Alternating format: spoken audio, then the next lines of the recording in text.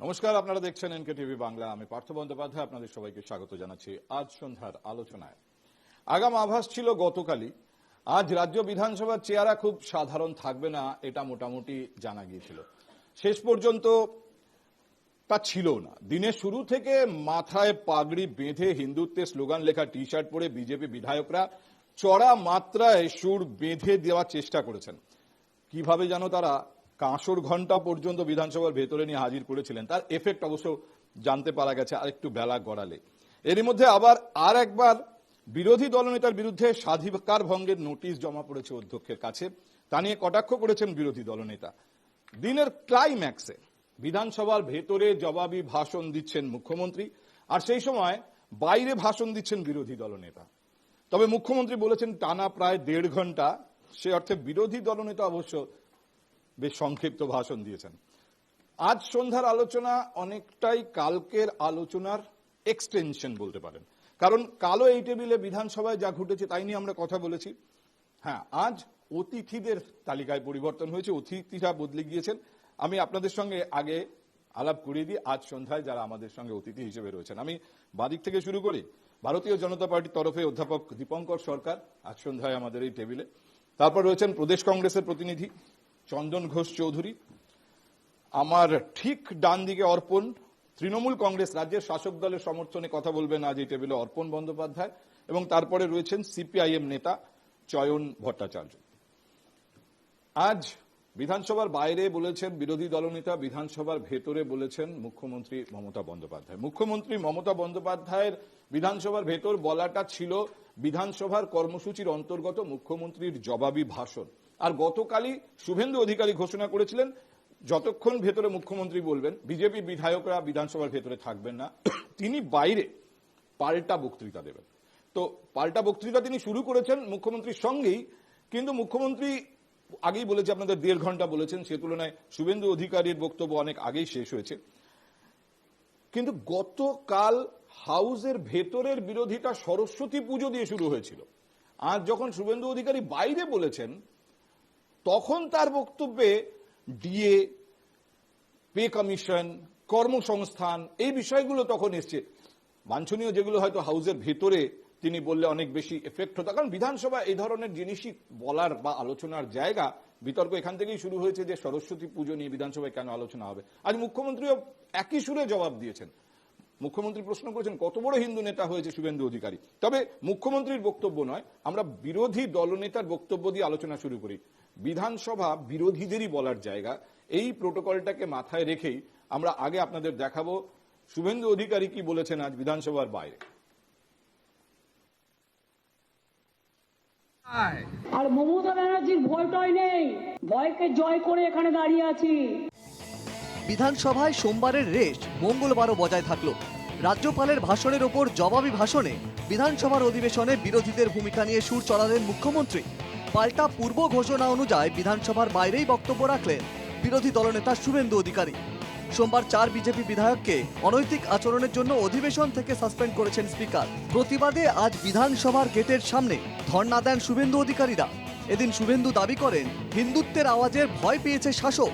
পাল্টা মুখ্যমন্ত্রীর হুঙ্কার, তিনি কাউকে ভয় পান না। 4 বার সাসপেন্ড করেছে, 8 মাস আর 1 মাস নিলে 9 মাস হয়ে যাবে। আর এখন অব্দি 5টা প্রিভিলেজ এনেছে। ওরা হিন্দু আস্থা এবং হিন্দুত্বের যে আওয়াজ এটাকে ভয় পেয়েছে। এ ডর মুঝে আচ্ছা লাগ রা হ্যায়। ফেস করতে পারে না বলে আমি বলার সময় থাকি না।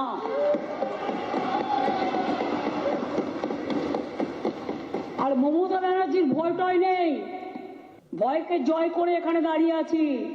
কত বুকের পাটা দেখি। সোমবার বিরোধী দলনেতা সহ বিজেপি বিধায়কদের অভিযোগ তাদের আনা প্রস্তাবে আলোচনা করতে দেন না স্পিকার। মঙ্গলবার সেই অভিযোগের জবাব দিলেন মুখ্যমন্ত্রী। পার্লামেন্টারি পার্টি যে মিটিং ডাকে, আমাদের সাথে ধারাগত বিরোধিতা থাকা সত্ত্বেও, আদর্শগত বিরোধিতা থাকা সত্ত্বেও আমাদের সাংসদরা কিন্তু প্রত্যেকটা মিটিংয়ে অ্যাটেন্ড করে। এটাই পার্লামেন্টারি ডেমোক্রেসির সৌজন্য। রাজ্যে একাধিক জায়গায় সরস্বতী পুজোয় বাধা ইস্যুতে আলোচনা চেয়ে সোমবার অধিবেশনে মুলতবি প্রস্তাব এনেছিলেন বিজেপি বিধায়করা। সেই আলোচনায় রাজি হননি স্পিকার। এরপরই বিধানসভায় কাগজ ছিঁড়ে অধ্যক্ষের দিকে ছুড়ে দেন শুভেন্দু।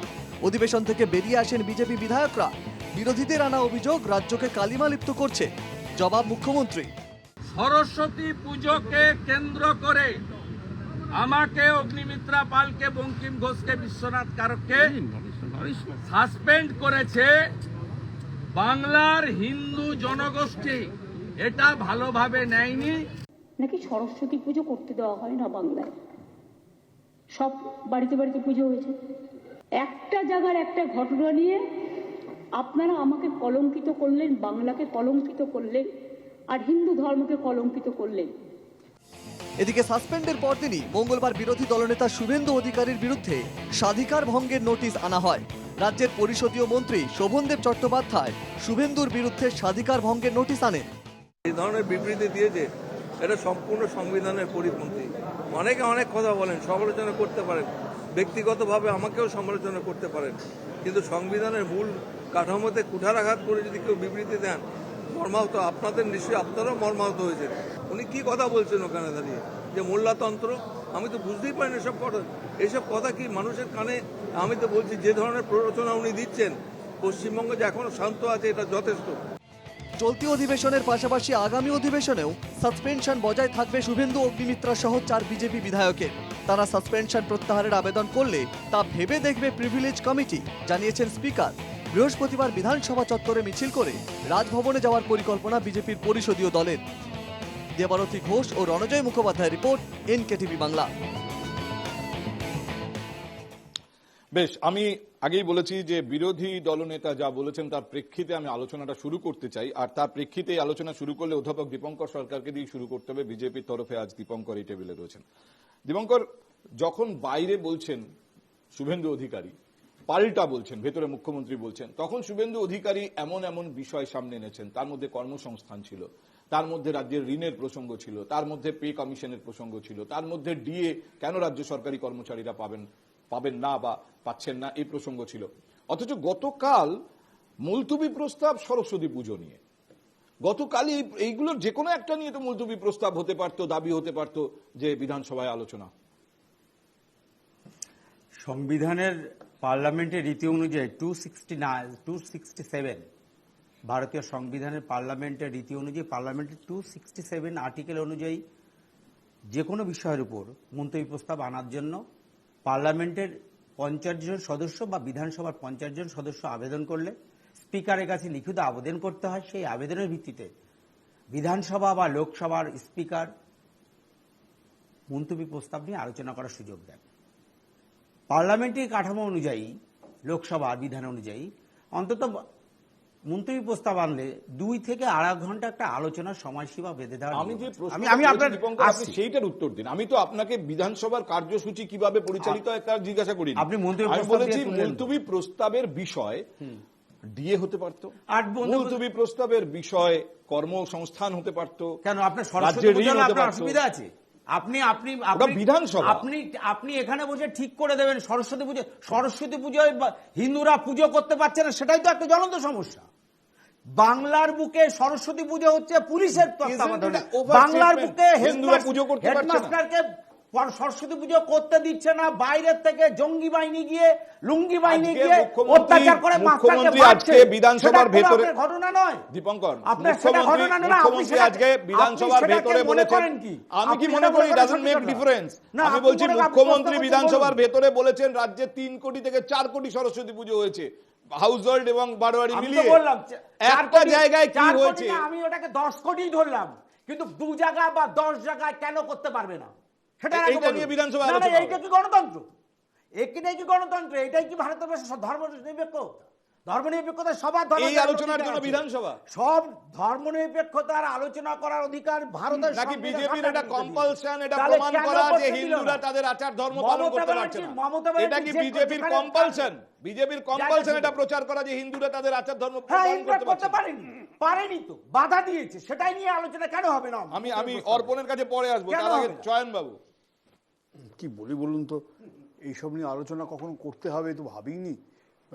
এটা কখনো আমাদের আমলে পুজো আর্চা হয়েছে, যারা ধর্মবিশ্বাসী তারা পুজো করতেন। রাজনীতির অঙ্গনে কখনো রাজনীতির অঙ্গনে কখনো ধর্ম আমরা প্রবেশ করতে দিইনি, কিন্তু ঘটনা আচ্ছা, যেটা আমি শুধু সেটা একটা হচ্ছে যে ছোট্ট জিনিস অ্যাড করি চয়নবাবু, আপনাকে একটু থামালাম, সরি। মুখ্যমন্ত্রী আজকে যা যা বলেছেন বিধানসভার ভেতরে, বিরোধী শিবির থেকে, বিরোধী দল থেকে যে অভিযোগগুলো রাজ্যের বিরুদ্ধে করা হয়, তার অনেকগুলো ভাইটাল প্রশ্নের জবাব মুখ্যমন্ত্রী দিয়েছেন, যা নিয়ে আপনার মনে হবে যে হ্যাঁ রাজনৈতিকভাবে এটা আলোচনা করার যোগ্য। রাজ্যের ঋণ নিয়ে বলেছেন, রাজ্যের কর্মসংস্থান নিয়ে, শিল্প পরিস্থিতি নিয়ে, কিন্তু সেই আলোচনা আমি একেবারে বাদ রাখবো না। আমি শুধু প্রথমে এই সুরটা খোঁজার চেষ্টা করছি যে হঠাৎ করে তালটা কাটলো কেন? এটা কি কম্পালশন বিজেপির এটা প্রমাণ করা যে হিন্দুরা? এখানে একটা কথা বলছি, এখানে চন্দন অবশ্যই অধ্যাপক, দীপঙ্কর অধ্যাপক মানুষ, দীপঙ্কর যেটা বলেছে ওই ধারাগুলো সবটাই সঠিক, কিন্তু বাজেট অধিবেশনে এই আমাদের পশ্চিমবাংলার অর্থনৈতিক স্বাস্থ্য নিয়ে আলোচনাটা করাটা জরুরি ছিল, বিশেষ করে বিরোধী দলের, যেখানে অন্তত অশোক লাহিড়ীর মতো একজন অর্থনীতিবিদ যেখানে উপস্থিত আছেন। আমরা ভেবেছিলাম খুব কনস্ট্রাকটিভ কিছু আলোচনা হবে, সেটা না করে সেই ব্যাপারটাকে লণ্ডভণ্ড করে দেওয়া হলো এই ধর্মীয় বিষয়টাকে নিয়ে। আমি খুব স্পষ্টভাবে এখানে জানাতে চাইছি যে এইভাবে এই রকম এজেন্ডা নিয়ে যেভাবে বিধানসভার কাজগুলোকে এবং সে বাইনারি রাজনীতিটাকে নিয়ে আসা হলো, এবং সেক্ষেত্রে বিজেপি এবং তৃণমূলের উদ্দেশ্য সিদ্ধি হয়েছে, কারণ অন্তত বাজেট নিয়ে কনস্ট্রাক্ট করার আলোচনা তো বিধানসভার ভেতরে হলো না। চয়নবাবু, আমাকে একটা জিনিস বলুন, বিজেপি একটু এই 26-এর আগে, 26-এর নির্বাচন এগিয়ে আসছে, বিজেপি একটু অতিরিক্ত হিন্দু করছে। বিজেপি এর আগে বিজেপি তো অনেকদিন ধরে বিরোধী দল, বিজেপি হিন্দুত্ব ছাড়া প্রধান বিরোধী দল বিজেপি অনেকদিন ধরে। অ্যাসেম্বলিতে কোনোদিন পুজো আর্চা নিয়ে আলোচনা শুনেছে? এটা ছাড়া বিজেপি এর আগেও কিন্তু অ্যাসেম্বলিতে গেছে, প্রধান বিরোধী দল হিসেবে গেছে।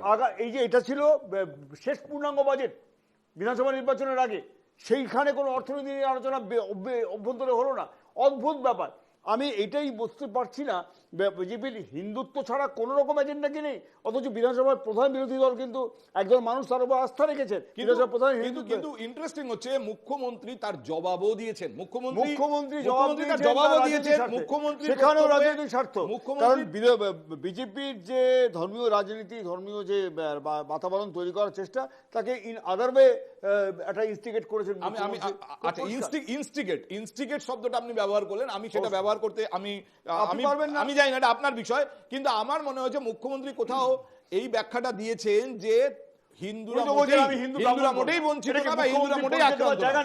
উনি বলছেন আমি হিন্দু ব্রাহ্মণ। আমি এই প্রশ্নে অর্পণের কাছে এই প্রশ্নের উত্তর চাইবো, কিন্তু তার আগে মমতা বন্দ্যোপাধ্যায় দীর্ঘদিনের অভিজ্ঞ রাজনীতিবিদ, তিনি মুখ্যমন্ত্রী হয়েছেন। চয়নবাবু, আমি একটুখানি চন্দনের বক্তব্য শুনি। চন্দন, আমি যে পয়েন্টটাকে বারবার বোঝার চেষ্টা করছি যে এত হিন্দু করছে কেন বিজেপি রাজ্যে? এখানে দেখুন, এটা আমি বিজেপির কি করছেন বা কি ভাবছেন সেটা আমি বলতে পারবো না, তার কারণ ডেফিনেটলি তাদের কাছে একটা ন্যারেটিভ আছে এবং তারা বারবার দাবি করেন 2,86,000 লক্ষ ভোটের মালিকানা তাদের, এবং তার মধ্যে 10% হিন্দু। আজকে বিরোধী দলনেতার এই হিন্দুত্ববাদীর সংলাপের মধ্যে আপনার কি মনে পড়ে মাত্র 5 বছর আগে আমাদের রাজ্যের বিরোধী দলনেতার নাম ছিল আব্দুল মান্নান? এটা একবারও মানুষ ভেবে দেখেছেন? আমরা এই পশ্চিমবাংলা সেই সংস্কৃতিতে বিশ্বাসী যেখানে হিন্দু, মুসলিম, শিখ, ইসাই সকলে, আমরা কখনো ডিভাইসিভ পলিটিক্স দেখিনি। চয়নদা আছেন, আমরা খুব স্বাভাবিক, প্রায় সমসাময়িক রাজনীতিক 4 দশকের রাজনীতিতে আমি বারবার বিভ্রান্ত হই আপনার এই প্রশ্নের উত্তরটা আমি কি দেব। তার কারণ বাংলা এটা হয়নি। 4 বছর আগের একটা এক্সাম্পল আপনাকে দিলাম, এবং আমি আপনাকে বিশেষভাবে যেটা বলি, আমরা কতগুলো গ্রাফিক্যাল সেশনস করি। একটা মনসুন সেশন হয়, উইন্টার সেশন হয়, বাজেট সেশন হয়, আর প্রত্যেকটা ক্ষেত্রে কনস্টিটিউশনের যে সেশন হয় প্রথমটা বাজেট সেশন হয়। এবং এই বাজেট সেশনের এমফাসাইজটা কেন হয়? আজকে রাজ্যের যে স্বাস্থ্যের হাল, যদি এই প্রসঙ্গ তোলেন, আমি সবথেকে বড় সমালোচক, ইকোনমির ছাত্র হিসেবে বড় সমালোচক এই কারণে আপনাকে বলে নি, 6,93,000 কোটি টাকার দেনা, আর রাজ্যের বাজেট সেশনের ওপেনিং ডেতে হিন্দুত্ববাদী সংখ্যা। আপনি দুঃখ প্রকাশ করে যাচ্ছেন, কিন্তু আপনার কাছে আমি কোনো ব্যাখ্যা পাচ্ছি না, মানে আপনার ব্যক্তিগত ব্যাখ্যা যে হঠাৎ করে কেন হিন্দুত্ব গুরুত্বপূর্ণ হয়ে উঠেছে। আমি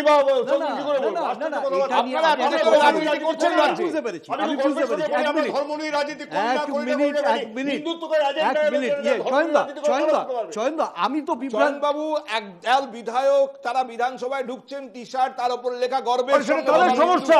তারা আমি- রুটির থেকে ধর্মকে আমি গুরুত্ব আপনাকে দেয়। বলি একটা কথা তারা বলি বেচারিকে পার্থদা, গুরুত্বকে পার্থদা, ধর্মকে চয়নদা, গুরুত্ব এক দেয় মিনিট, বেশি। চয়নদা, আমি একটা কথা পরিষ্কারভাবে বলি, 1906 হিন্দু মহাসভা, আচ্ছা আপনার মনে হয় হিন্দু মহাসভা থেকে জনসংঘ হয়ে বিজেপি এটাকে উত্থান না পশ্চাৎ অপসরণ? এই বিজেপি থেকে জনসংঘ পেরিয়ে আবার আপনি হিন্দু বিজেপিকে মহাসভা, যে কোনো এটা ভাষায় হিন্দু সমালোচনা মহাসভার করতে কাজ। পারেন। এটা তো কিন্তু- হিন্দু মহাসভার কাজ। কিন্তু আলটিমেটলি এখন কি হিন্দু সংঘ চন্দন, এখন যা সংহতি, কিছু হিন্দু হচ্ছে মহাসভা, বিশ্ব রাজনীতির হিন্দু মঞ্চে, পরিষদ হিন্দু?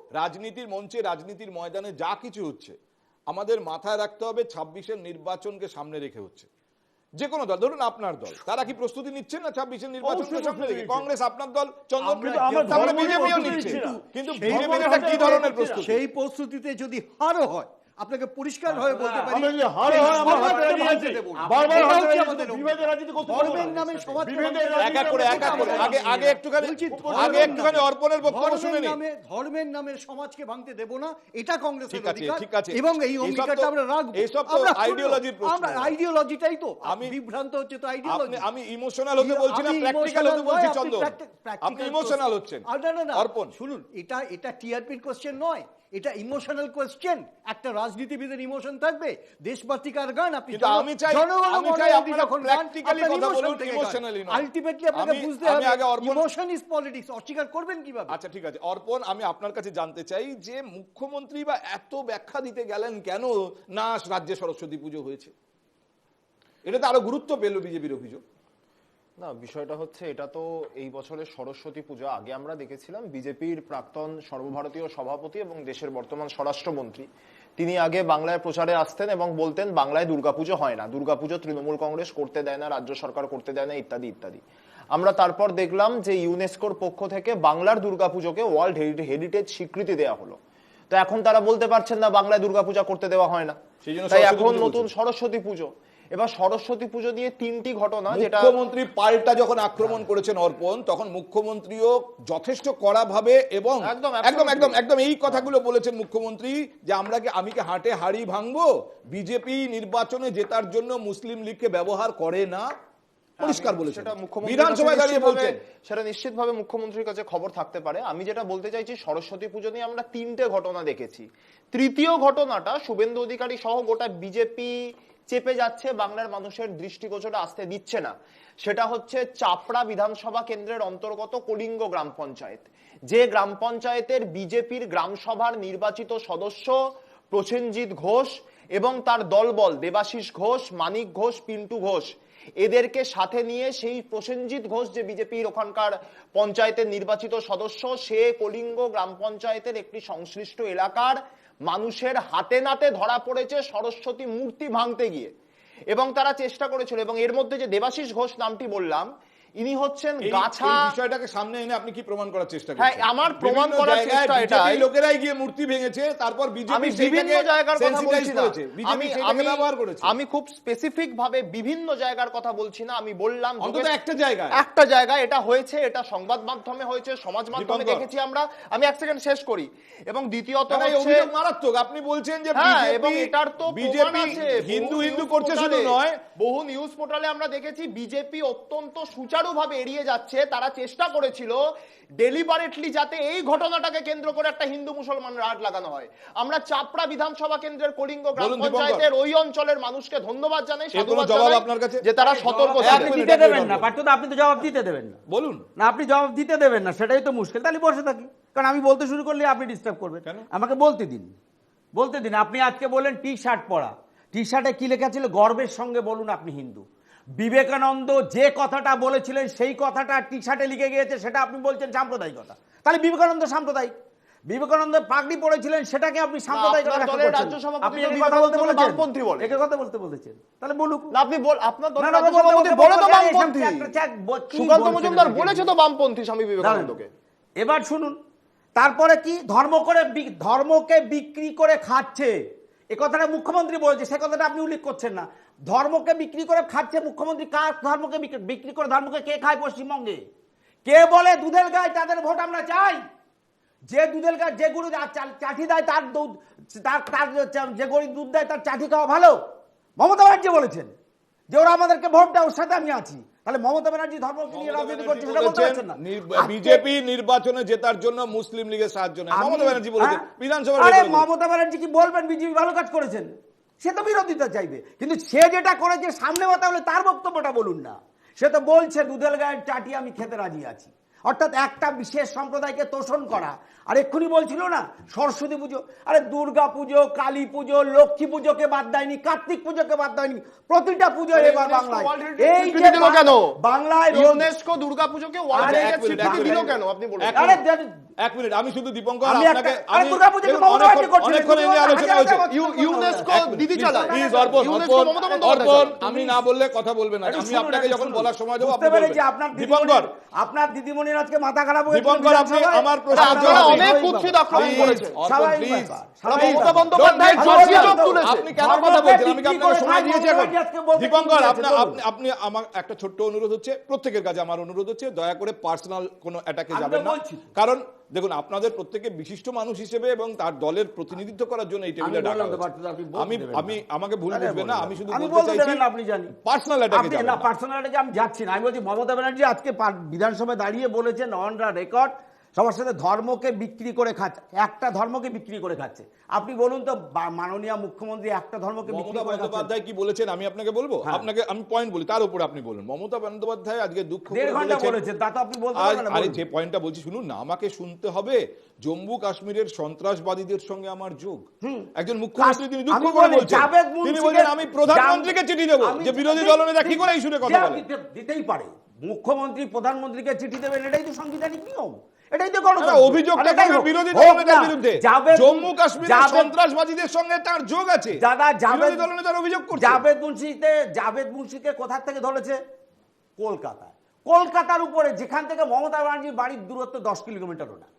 তাহলে সেক্ষেত্রে একটা জঙ্গি এসে ওখানে লুকিয়ে থাকবে, যে কাশ্মীর বিস্ফোরণের সাথে জড়িত। পশ্চিমবঙ্গের পুলিশ তার বিরুদ্ধে ব্যবস্থা নিতে পারলো না। আপনার কেরালা থেকে আসছে, আসাম থেকে আসছে, তারা এসে পশ্চিমবঙ্গের জঙ্গি ধরছে। আর সেই জঙ্গি জঙ্গি তো গুজরাট থেকেও ধরা পড়ে। 10 বছর আগে জঙ্গি তো গুজরাট থেকেও ধরা পড়ে। গুজরাটের মুখ্যমন্ত্রীর সঙ্গে তার যোগ আছে। সাংবাদিকতা করছে 20 বছর, তাহলে 20 বছর ধরে শুনেছেন এরকম সরস্বতী পুজো, দুর্গা পুজো এরকম আক্রমণ হয়ে ধ্বংস, প্রতিবার পুজোয় আক্রমণ করা হয়েছে, ভাঙচুর করা হয়েছে? বলুন তো, বলুন।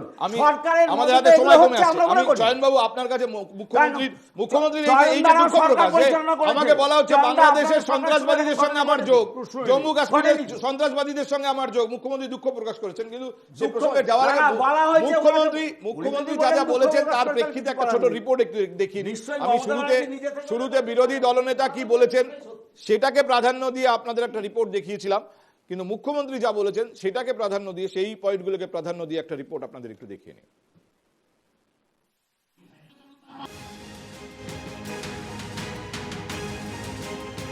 বিধানসভায় বক্তব্য রাখবেন মুখ্যমন্ত্রী, ফাঁকা মাঠে গোল দেওয়ার সুযোগ করে দিতে সেজন্য তাদের সাসপেন্ড করা হয়েছে, এই অভিযোগ আগেই তুলেছেন বিরোধী দলনেতা। এদিন বিধানসভার বাইরে ধর্ণা কর্মসূচিতে যোগ দিতে যাওয়ার সময় ফের একবার মমতা সরকারকে মুসলিম সরকার বলে দাগিয়ে দেন তিনি। পুলিশের জয়েন্ট সিপি ডিসি কে দিয়ে পুজো করতে হবে, মমতা ব্যানার্জি যে কলেজে পড়েছেন বলে দাবি করেন। আমাদের বক্তব্য পুলিশ এবং সরকারের বিরুদ্ধে, এবং এই সরকার অ্যাপিজমেন্ট করছেন, তুষ্টিকরণ করছেন। সেই জন্য আমরা বলেছি it's as like as Muslim two government, এটা প্রমাণিত। বিধানসভায় বক্তব্য রাখতে গিয়ে বিরোধী দলনেতার বক্তব্যের পরিপ্রেক্ষিতে কার্যত গর্জে উঠলেন মুখ্যমন্ত্রী মমতা বন্দ্যোপাধ্যায়। জঙ্গিদের সঙ্গে তার সম্পর্ক প্রমাণ করতে পারলে মুখ্যমন্ত্রীর চেয়ার ছেড়ে দেবেন মমতা। বিধানসভায় দাঁড়িয়ে চ্যালেঞ্জ মুখ্যমন্ত্রী। আমাকে এই জীবনে এসেও শুনতে হবে এত সংগ্রাম করার পর যে জম্মু কাশ্মীরের টেরোরিস্টদের সাথে আমার সম্পর্ক, আর বাংলাদেশের সাথে টেরোরিস্টদের সাথে আমার সম্পর্ক। আমি স্পিকার স্যার বাংলার মানুষকে বলবো, যদি প্রমাণ করতে পারেন একদিনে মুখ্যমন্ত্রী তো ছেড়ে দিয়ে চলে যাব। 7 से 1.5 বছর ধরে মুর্শিদাবাদের হরিহরপাড়ায় হাজারি মাদ্রাসা চালায়, 3 বার ভোট দিয়েছে, আসাম পুলিশ ধরে নিয়ে যায়। আপনার লজ্জা হয় না? আপনি বাংলার পুলিশ মন্ত্রী, আপনি কাশ্মীর পুলিশ আসে, ক্যানিং থেকে জাভেদ মুন্সিকে ধরে নিয়ে যায়, যে RDX বানায়। বিধানসভায় বিরোধীদের তুলোধনা মমতা বন্দ্যোপাধ্যায় দেশের স্বার্থ বিঘ্নিত করে কোনোদিন কথা বলি না, তবুও বারবার বলা হয় জঙ্গি যোগ রয়েছে, অভিযোগ মমতার। আজকে বলছি কারণ আপনারা বাধ্য করছেন এই কথাগুলো বলবার জন্য। না বলার পরেও আপনারা আমাকে টেরোরিস্টদের সাথে যোগাযোগ বলে দিচ্ছেন। এর থেকে তো মৃত্যু হওয়া ভালো। হাসান ইমরান সিমির লোক ছিল, আপনি রাজ্যসভায় টিকিট আপনি দিয়েছেন, আপনার দল। হাসান ইমরান সিমির সঙ্গে যোগ আপনাকে দিতে হবে। ফরাক্কার এমএলএ, তিনি পিএফআই প্যারেডে গেছিলেন শামশেরগঞ্জে, আপনাকে দায়িত্ব নিতে হবে। আপনার ভরতপুরের এমএলএ হুমায়ুন কবির, আমরা এখানে 70% কেটে ভাগীরথীতে ভাসিয়ে দেব, এর দায়িত্ব আপনাকে নিতে হবে। গোষণের রাজনীতি করছেন রাজ্য সরকার, অভিযোগে সরব বিরোধী দলনেতা। জবাব দিলেন মমতা। বিজেপি একটি ধর্মকে বিক্রি করে খাচ্ছে, বিধানসভায় দাঁড়িয়ে অভিযোগ তুললেন মমতা। সেই সঙ্গে তার কড়া বার্তা, বাংলা সব ধর্মকে সম্মান করে। যে আপনারা একটা ধর্মকে বিক্রি করে খাচ্ছেন। একটা ধর্মকে বিক্রি করে আমরা খাই না, আমরা সর্বধর্মকে সম্মান করি। কারণ এই মাটিতে রামকৃষ্ণ থেকে শিখেছি, রামকৃষ্ণ পরমহংসদেব সর্বধর্ম সমন্বয়। উনি আতঙ্কিত হিন্দু শব্দে, উনি আতঙ্কিত তোষণের শব্দে, উনি আতঙ্কিত মা সরস্বতীর নামে, মা দুর্গার নামে, মাতা কালীর নামে। এই আতঙ্ক তার প্রকাশ পেয়েছে। তিনি আতঙ্কিত মৌলবাদের নামে, জঙ্গিবাদের নামে। তিনি আতঙ্কিত মহাকুম্ভের পুণ্য স্নান, এক হয়েছে হিন্দুস্তান। বিধানসভায় কণ্ঠ রোধ করা হচ্ছে, অভিযোগ তোলেন বিরোধীরা। পাল্টা বিধানসভায় বিরোধীদের 50% সময় বলতে দেওয়া হয়, অথচ তারা বেশিরভাগ সময় হাউসেই থাকেন না, কোনো মিটিংও থাকেন না। মিটিং ডাকে, পার্লামেন্টারি পার্টি যে মিটিং ডাকে, আমাদের সাথে ধারাগত বিরোধিতা থাকা সত্ত্বেও, আদর্শগত বিরোধিতা থাকা সত্ত্বেও আমাদের সাংসদরা কিন্তু প্রত্যেকটা মিটিংয়ে অ্যাটেন্ড করে। এটাই পার্লামেন্টারি ডেমোক্রেসির সৌজন্য। গোটা বাংলার 85% হিন্দু এক হবে, মহারাষ্ট্রের মতো, দিল্লির মতো, হরিয়ানার মতো। আপনাকে দাঁড়িয়ে দাঁড়িয়ে হারাবো, আপনাকে দাঁড়িয়ে দাঁড়িয়ে হারাবো। এবং শুধু নন্দীগ্রামে হারা নয়, আপনি ভবানীপুরেও হারবেন। ভবানীপুরেরও হিন্দুদেরকে আমরা ঐক্যবদ্ধ করে আপনাকে আমরা হারাবো, আপনি নিশ্চিন্ত থাকুন। বছর ঘুরলেই বিধানসভা নির্বাচন, 25-এ শুরু থেকে চড়ছে রাজনীতির পারদ। আজ পড়ছে বিধানসভাতেও। বাজেট অধিবেশনে বেনজির সংঘাতে শাসক বিরোধী দুই শিবিরই। তবে দিনের শেষে ধর্মকে ঘিরে শাসক বিরোধী তরজায় উপেক্ষিত থেকে গেল রাজ্যের উন্নয়ন, মানুষের কথা। রণজয় মুখোপাধ্যায় ও দেবারতী ঘোষের রিপোর্ট, NKTV বাংলা। আমি জানি না চয়নবাবু, আমি কি সেই উত্তরটা কিছুটা খুঁজে পেলাম এই বক্তব্যে শুভেন্দু অধিকারীর, যে হিন্দু ভোট এক জায়গায় করে ভবানীপুরে মমতা বন্দ্যোপাধ্যায়কে হারাবো। মানে এত হিন্দু হিন্দু করার উদ্দেশ্য হচ্ছে হিন্দু ভোট এক জায়গায় করেই একমাত্র মমতা বন্দ্যোপাধ্যায়কে হারানো যাবে, অন্য কোনো রাস্তায়, অন্য কোনো পলিটিক্যাল ওয়েতে নয়।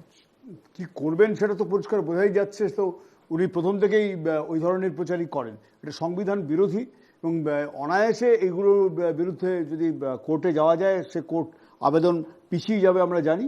এই ধর্মনিরপেক্ষতার কাঠামোকেই বিজেপি চ্যালেঞ্জ করছে এভাবে, এবং কোন জায়গায় কতটা দূরে নামতে পারে। অর্পণাটা উদাহরণ দিল, অর্পণাটা উদাহরণ দিল। আমি আরেকটা উদাহরণ দিই, বেলডাঙ্গায় যে ঘটনা, শুনুন, বেলডাঙ্গায় যে ঘটনা মিডিয়াতে তো হইচই পড়েছিল। তারপর দেখা গেল ছেলেটির নাম হচ্ছে হালদার, ওই সায়ন হালদার। সে ওই মোবাইলে সাইলেন্ট মোড, মানে মোড রেখে, এরোপ্লেন মোড রেখে রিমোটের মতো একটা বিশেষ অ্যাপ ব্যবহার করে ওই একটা বড় বিলবোর্ডের রেখা চেঞ্জ করে দিল, যেখানটায় খুব নির্দিষ্টভাবে ওপারে তখন সবে অশান্তি শুরু হয়েছে, ধর্মীয় অশান্তি শুরু হয়েছে, ঠিক তখন ওই আবহ ব্যবহার করা হয়েছিল। এই যে নোংরামো, এই নোংরামোতে আমি দুঃখের সঙ্গে বলতে বাধ্য হচ্ছি, মিডিয়ার একটা অংশ যদি এতে মদত না দিত না, এই চেহারা দাঁড়াতো না। বিরতি নিয়ে ফিরতে হবে চয়নবাবু। মমতা বন্দ্যোপাধ্যায় তিনি মুখ্যমন্ত্রী রাজ্যের, বিধানসভায় দাঁড়িয়ে দুঃখ করছেন যে আমাকে শুনতে হচ্ছে জম্মু কাশ্মীরের সন্ত্রাসবাদীদের সঙ্গে আমার সম্পর্ক? জম্মু কাশ্মীরের সন্ত্রাসবাদীদের সাথে সম্পর্ক, সেটা প্রমাণ ছাড়া কি করে বলছেন কে? আমি বিরোধী বুঝতে পারছি না। দলনেতা বলছেন, উনি তিনি তো বলছেন প্রধানমন্ত্রীকে তিনি কোনো বলছেন। প্রমাণ করার দায় রাখেন? তিনি কোনো প্রমাণ করার দায় রাখেন? পরিষ্কার কথা, মমতা ব্যানার্জি চেয়েছিলেন শুভেন্দু মাইলেজ পাক, মাইলেজ ইনিই নিয়েছেন। আচ্ছা, That's it. এই প্রশ্নে আর কিছু না। আমাকে দীপঙ্কর সরকারের কাছে ফিরতে হবে, কিন্তু একটা বিজ্ঞাপন বিরতির পর আমরা এই আলোচনায় ফিরছি, ছোট্ট একটা বিজ্ঞাপন বিরতির পর।